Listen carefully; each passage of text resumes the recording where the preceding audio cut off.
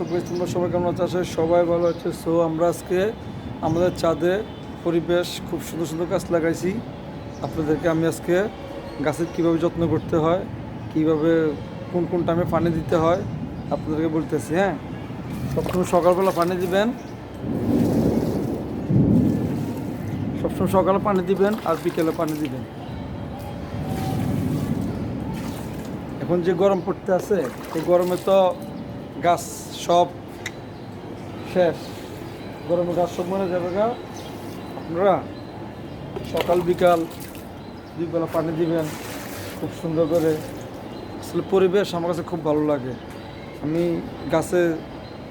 গাছপালা এগুলো আমি ছোটোবেলা থেকে আমার গাছপালার সাথে আমার অন্যরকম একটা সম্পর্ক। আমি গাছপালা রুইতে অনেক ভালোবাসি, টপে। আপনারা সবাই জানাবেন। আর আপনাদের যাদের বাড়ির ছাদ আছে, আপনারা ছাদের ভিতরে সুন্দর সুন্দর গাছ লাগাবেন, ফুল গাছ, ফল গাছ, উপকারিতা, নিম গাছ।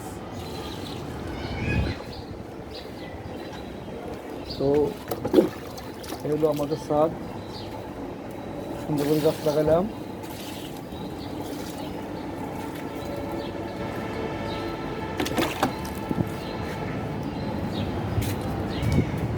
তুমি কোন শহরের মাইয়া গো, লাগে ইউরা দুরা, তোমার যে দেখলে পরে মাথা যায় ঘুরিয়া গো, লাগে ইউরা দুরা।